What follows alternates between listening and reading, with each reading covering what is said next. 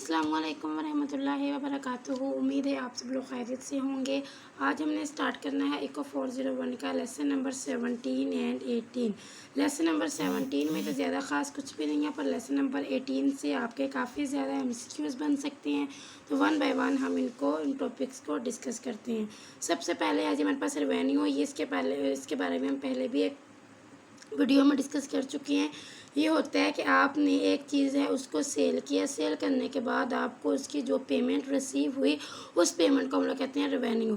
मतलब आपको जो एक होता है ना कॉस्ट प्राइस और सेलिंग प्राइस, जो सेलिंग प्राइस होती है उसका ही सेकंड नेम होता है हमारे पास रेवेन्यू। और टोटल रेवेन्यू ये होता है कि टोटल जो आपने एक फॉर्म में जितनी भी चीज़ें आपने सेल की, सेल करने के बाद जो भी आपको पेमेंट रिसीव हुई वो उसका क्या होगा, टोटल रेवेन्यू। और टोटल रेवेन्यू जो होता है वो प्राइस को क्वांटिटी के साथ मल्टीप्लाई करने से आपको इसका मतलब मिलता है। इसमें यह होता है कि इससे रिलेटेड आपका वो बन सकते हैं, एमसीक्यूज़ बन सकते हैं। आपको प्राइस की वैल्यू दे सकते हैं और क्यू की वैल्यू दे के पूछ सकते हैं कि जी टोटल रेवेन्यू बताएं, तो आप इस तरह इसको इन दोनों को मल्टीप्लाई करके उसका आंसर बता सकते हैं। ये फार्मूला आपको याद होना चाहिए। तो इसके बाद है जी हमारे पास प्राइस टेकिंग फर्म।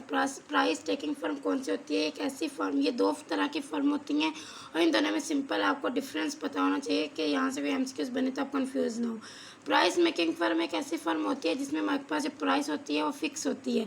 मतलब जो मार्केट प्राइस चल रही होती है ना, वही ये वाली प्राइस होती है। अगर मार्केट में जो आपके पास बनानाज हैं वो मतलब 100 पीस दर्जन मिल रहे हैं, तो वही इस फर्म की भी वही प्राइस होगी। मतलब ये प्राइस ये फर्म देखती है कि जो बाकी मार्केट में रेट इस चीज़ का चल रहा है तो मैं भी वही रेट लगाऊं। तो ये वाली जो प्राइस टेकिंग फर्म होती है इसको इसलिए हम कहते हैं परफेक्ट कंपटीशन भी कहते हैं। कि ये नहीं कहते कि मैं उससे पेमेंट ज़्यादा कर दूँ। मतलब एक चीज़ अगर 1000 की मिल रही है मार्केट में तो मैं उसको 1100 की कर दूँ, तब तो वो बिल्कुल ही इसकी डिमांड कम हो जाएगी, क्योंकि लोग कहेंगे वहाँ से हमें 1000 की मिल रही है तो हम यहाँ से क्यों 1100 की लें। फिर इसके बाद एक और चीज़ है कि अगर ये अपनी जो प्राइस है उसको कम कर दे, 1000 मार्केट में चल रही है ये 900 कर दे, तब भी इसका अपना ही नुकसान होगा ये कम प्राइस में जब इस चीज़ को सेल करेगा। तो ये प्राइस टेकिंग फर्म एक ऐसे फर्म होती है जिसमें आपके पास प्राइस जो होती है फिक्स होती है। मार्केट प्राइस जो मार्केट में रेट चल रहा होता है वही इसका रेट होता है। और इसकी परफेक्ट एग्जाम्पल हमारे पास होती है परफेक्ट कॉम्पिटिशन।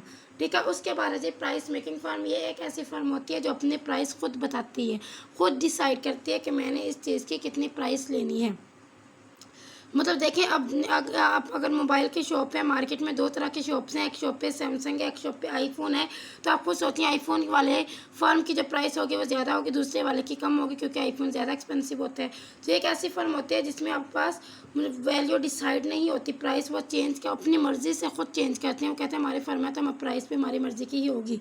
जबकि प्राइस टेकिंग फर्म में जो प्राइस होती है वो मतलब उसके मार्केट प्राइस को देख कर ही डिसाइड की जाती है। उसके बाद है driving AR and MR. AR कहते हैं ये आपका मतलब इसके एवरेज, और एमआर इनकी ये ठीक है, ये इनकी होती है सॉरी कर्व होती है। इसमें ये आपने याद रखना है कि जो प्राइस टेकिंग फर्म के लिए प्राइस मेकिंग फर्म, ये टेकिंग फर्म है, ये टेकिंग फर्म है और ये मेकिंग फर्म है। इसमें ये बात आपने याद रखनी है कि जो प्राइस टेकिंग फर्म होती है ना, उसके लिए जो लाइन होती है मतलब ए आर एम आर, ये बिल्कुल एक हॉरिजॉन्टल लाइन होती है। ये प्राइस टेकिंग फर्म है, ठीक है, ये याद रखिएगा। ये मुझसे नेम मिक्स हो रहे हैं अभी इस वक्त। प्राइस टेकिंग फर्म के लिए ये जो लाइन होती है ना ए आर एम आर, ये बिल्कुल स्ट्रेट लाइन होती है। जबकि प्राइस मेकिंग जो हमने सेकंड फर्म पढ़ी है ना प्राइस मेकिंग, उसके लिए जो टी आर होता है ये बिल्कुल एक इस तरह ओरिजिन से लेकर एक्सेस स्ट्रेट लाइन होती है और ये डाउनवर्ड स्लोपिंग कर्व होती है। कोई भी आपसे पूछे जो प्राइस मेकिंग फर्म होती है उसकी जो कर्व होती है, डिमांड कर्व, वो कैसी होती है, तो आपने बताना है डाउनवर्ड स्लोपिंग होती है। और ये एक स्ट्रेट मतलब और ये एक स्ट्रेट बिल्कुल हॉरिजॉन्टल स्ट्रेट लाइन होती है। यहाँ पे प्राइस टेकिंग फर्म में जो प्राइस होती है वो एम आर और ए आर के इक्वल होती है, और इसमें एम आर और ए आर के इक्वल नहीं होती, बल्कि ये खुद डिसाइड करती है कि हमारी जो चीज़ है उसके प्राइस क्या होगी। उसके बाद ये फार्मूला आपने याद रखना है कि जो ए आर होता है वो एवरेज रेवेन्यू, ये total revenue divided by Q, इसके इक्वल होता है। और जो मार्जिनल रेवेन्यू होती है ये total revenue divide by delta Q. मतलब इनके साथ बस आपने डेल्टा डेल्टा लगा दे तो ये मार्जिनल रेवेन्यू बन जाता है। और जो टोटल एवरेज रेवेन्यू होता है वो टी आर बाई क्यू के इक्वल होता है। ये आप जो फार्मूलाज हैं इनको नोट कर लें, यहाँ से आपके एमसीक्यूज़ अगर बन जाए तो आपने को ये पता होने चाहिए। उसके बाद ये प्रॉफिट मैक्सिमाइजेशन, इसका ये फार्मूला मैंने आपको अपने लास्ट वीडियो में भी बताया था। ये होता है pi is equal to T R minus T C. इसमें होता है कि जब प्रॉफिट को इकोनॉमिक्स में प्रॉफिट को पाई से शो करते हैं, और जब आपके पास टोटल रेवेन्यू मतलब सेलिंग प्राइस मैक्सिमम होती है, जब उसमें हमारे पास ये जो प्रॉफिट क्या होता है वो मैक्सिमम होता है। जब टोटल रेवेन्यू की प्राइस टोटल कॉस्ट की प्राइसेस ज़्यादा होती है, जब इसका आंसर हमारे पास पॉजिटिव आता है, तब हमारे पास प्रॉफिट क्या होता है, मैक्सिमम होता है। टोटल रेवेन्यू अगर आपके पास 70 है, कॉस्ट आपके पास 50 थी, तो इनका माइनस करें तो आपके पास 20 आएगा। अब देखें इसके पास क्या है, प्रॉफिट है ये। उसके बाद है लेसन नंबर 18। लेसन नंबर 18 में है टी आर, और इसमें देखें ये आपका यहाँ पे न्यूमेरिकल बन सकता है।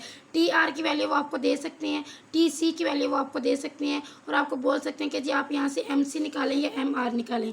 तो आपने याद रखना है जो एम सी होते हैं ना, वो टी सी को आप अगर उसका डेरिवेटिव ले लें क्यू से लेके, मतलब ये टी सी की वैल्यू आपको गिवन होगी, क्यू से इसका आप इसको डिफ्रेंशिएट करें, डेरिवेटिव ले इसका 16 + 2 3 6 क्यू, 16 + 6 क्यू इसका आंसर आएगा, वो क्या होगा, एम सी। और एम आर कैसे निकालते हैं, D T R by D Q, मतलब जो आपके पास टी आर की वैल्यू है उसका डेरिवेटिव ले क्यू के अकॉर्डिंग, तो आपका जो आंसर आएगा वो एम आर का आंसर होगा। इक्विलिब्रियम के केस में एम सी एम आर एक दूसरे के इक्वल होते हैं। अगर आपके पास ऐसा केस आ जाए जिसमें आपने क्यू की वैल्यू बतानी हो, तो आप सबसे पहले क्या करेंगे, एम सी निकालेंगे, एम आर निकालेंगे, इन दोनों का डेरिवेटिव करके, फिर एम सी और एम आर को एक दूसरे के इक्वल रख के यहाँ से क्यू की वैल्यू निकालेंगे। जब आप इन दोनों की वैल्यूज़ को इक्वल रखेंगे ना डेरिवेटिव करने के बाद, तो यहाँ से आप क्यू निकाल लेंगे। तो अगर कोई ऐसा वैसा एम सी क्यूज आ जाए जिसमें क्यू की वैल्यू बतानी हो, तो आप ये वाला फार्मूला यूज़ करके वो वैल्यू निकाल सकते हैं। फिर उसके बाद जो टी पाई, जो टोटल जो प्रॉफिट होता है वो किसके इक्वल होता है, total revenue minus total cost के इक्वल होता है, ये भी हम पढ़ चुके हैं। फिर ये एवरेज रेवेन्यू किसके इक्वल होता है, टोटल रेवेन्यू बाय क्यू, ये हम यहाँ पे ये वाला एमसीक्यू फिर से रिपीट हो रहा है, यहाँ पे ये फार्मूला इसको आपने याद रखना है। उसके बाद ये चीज़ याद रखना है, slope of A R, A R की स्लोप जो किसके इक्वल होती है, D A R by D Q. Slope of M R किसके इक्वल होते हैं, D M R by D Q. ये बिल्कुल भी मुश्किल नहीं है, आप इसको एक बार नोट्स बना लें, नोट करते रहें, पेपर में जाने से पहले इसको एक बार गौर से देख लीजिएगा, इंशाल्लाह ये आपको बिल्कुल भी नहीं भूलेंगे। स्लोप ऑफ ए आर ये होता है D A R by D Q के इक्वल, और स्लोप ऑफ एम आर ये होता है D M R by D Q के इक्वल। मतलब स्लोप में आपने सिंपल डेरिवेटिव लेना होता है। उसके बाद ये मार्केट स्ट्रक्चर, मार्केट स्ट्रक्चर क्या होता है, इसमें हमारे पास 4 चीज़ें आती हैं, बहुत इंपॉर्टेंट है। मार्केट स्ट्रक्चर 4 चीज़ों से बनता है, perfect competition, monopoly, monopolistic competition and oligopoly. ठीक है, ये 4 नेम है। नेम तो खैर ना याद रखें, बस इतना याद रखने कि ये टोटल 4 होते हैं मार्केट स्ट्रक्चर। और ये जो टेबल है यहाँ से आपके 4 to 5 एमसीक्यूज बन सकते हैं, इसको गौर से देखना है। ये लेसन नंबर 18 में आपका ये टेबल है, इसको एक बार मैं खुद भी अपनी वीडियो में समझाऊंगी अभी, और ये आपने लाजमी देखना है, यहाँ से आपके एमसीक्यूज 100% रिपीट होते हैं। उसके बाद है परफेक्ट कंपटीशन। परफेक्ट कंपटीशन का मतलब ये होता है कि आपके पास जो प्राइस है, ये परफेक्ट कंपटीशन कब होता है, जब हम प्राइस टेकिंग फर्म की बात करते हैं। प्राइस टेकिंग फर्म क्या होता है, ऐसी फर्म जो मार्केट में प्राइस को देखते हुए अपनी फर्म की प्राइस रखती है, अपनी चीज़ों की प्राइस वैसे डिसाइड करती है जो मार्केट में प्राइस चल रही हो, उसी को हम कहते हैं परफेक्ट कंपटीशन। और इसमें एक तो आपकी चीज़ें सेम होनी चाहिए, ये ना हो कि आप हाई क्वालिटी की चीज़ें आपके पास हों, मार्केट में जो चीज़ें यूज़ हो रही हों वो कम क्वालिटी की हों, और आप रेट को इक्वल रखें, प्राइस इक्वल रखें, इससे आपको नुकसान होगा। तो जो आप मार्केट में चीज़ चल रही है बिल्कुल वैसी आपकी चीज़ है, होमोजीनियस प्रोडक्ट हो, आपका सेम प्रोडक्ट और परफेक्ट इन्फॉर्मेशन हो, तब आपके प्राइस क्या हो, मार्केट प्राइस के इक्वल हो, तो इसको कहते हैं price taking firm. Profit maximisation अभी पढ़ चुके हैं।